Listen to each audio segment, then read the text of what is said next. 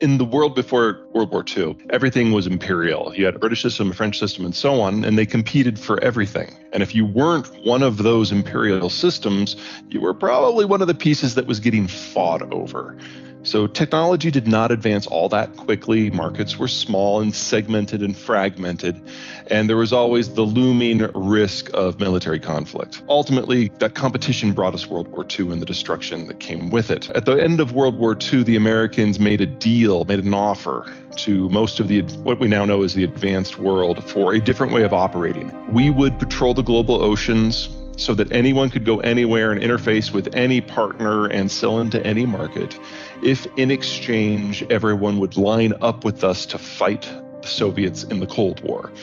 And it worked. And for the first time in human history, there was such a thing as a global market. And by combining all those little disparate pieces into a single global whole, whether it was an imperial center of the United States or a colony, everyone could access manufactured goods and energy and finance and global transport really for the first time. And everyone started to specialize. And in that specialization, we founded the value added that eventually brought us to the world we're in today, where products can cross the world in a matter of days and supply chains can have hundreds of steps with no risk, and yet people can still finance the purchases relatively easily. Now, that was certainly true back in 2019. Since COVID and the recovery from COVID, we are already moving into a deglobalized era. We're only at the very beginning of the end of what we've come to know. What the United States did is agree to indirectly or directly subsidize the economic growth of the rest of the world. And when the Cold War ended, we kept doing that. But we were no longer getting the strategic deference that we had during the Cold War. So from the American point of view, ever since 1992, the world has been kind of careening out of control.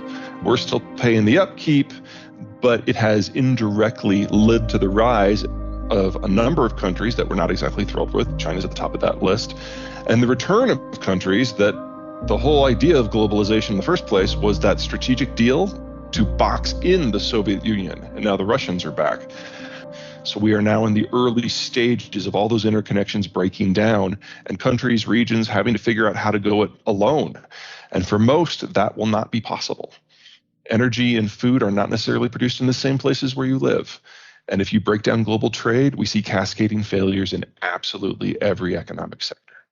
Naval power was absolutely the biggest piece. There's actually an argument to be made now that even if the U.S. wanted to continue, it couldn't. We have shifted the way our Navy works over the last 30 years, and we're almost exclusively focused on projecting power through our carrier groups. We're going to have 14 of them by the end of the decade, and they're incredibly strong. That's how you knock off a country for sure. But if you want to patrol the global seas, you need destroyers, about 800 of them. We have 70. So there isn't a coalition of countries that could theoretically step in and take the Americans' place here.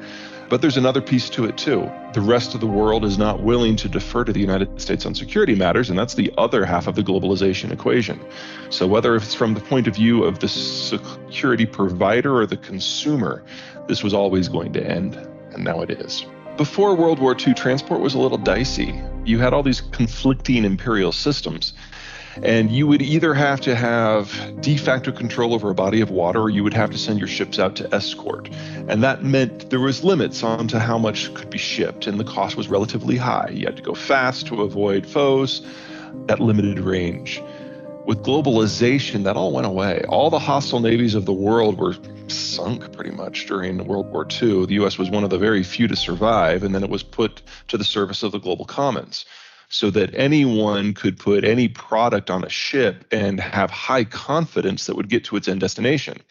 Now, in the early days of this, as Europe was recovering from the war, as Japan was rebuilding, and then ultimately as the colonies were being freed, this started with the same basic stuff that we had during the imperial era: iron ore, food, oil, the basics. But as time went on, it became apparent that you could have more and more ships with more and more product on the float. We started getting into this crazy idea called intermediate good trades, where you would make a bumper for a car or a carburetor, and you just specialize in that one thing. And that specialization expanded the volume of what we would transport by an order of 3 orders of magnitude.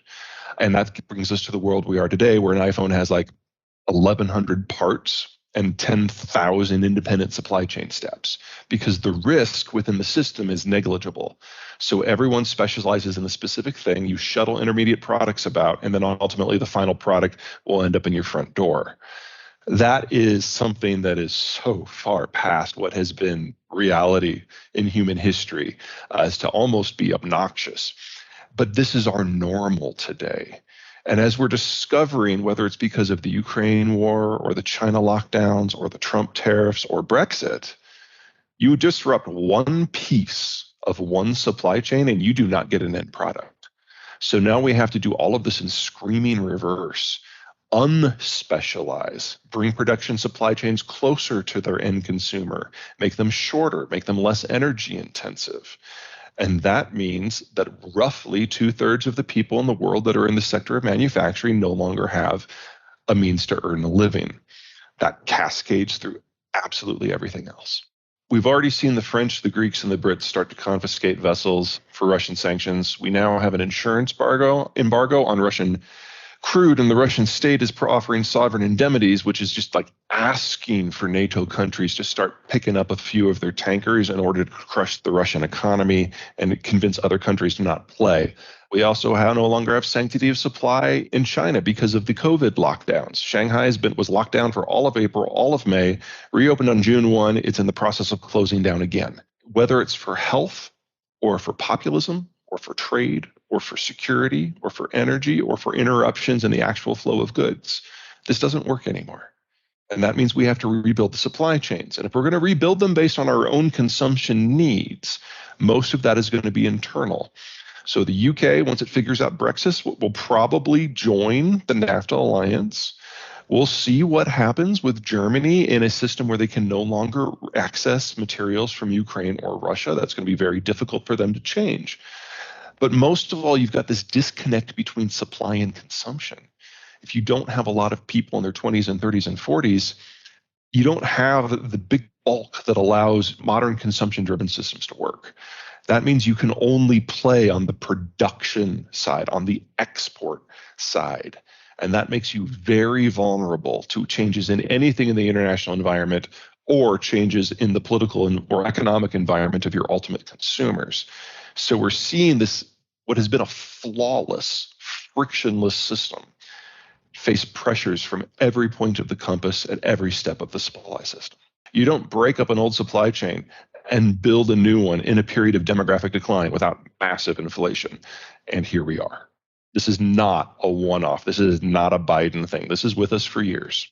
Automation's great if you can afford it. When globalization hit, everyone could play at every part. And so we moved off of a subsistence living in agricultural zones into the cities where we took higher value-added manufacturing and service jobs. And when you move into the city, by necessity, you have a smaller living footprint, so you have fewer children. Also on the farm, kids are free labor, so you have a bunch. In the city, not so much. You play that forward for 70 years. And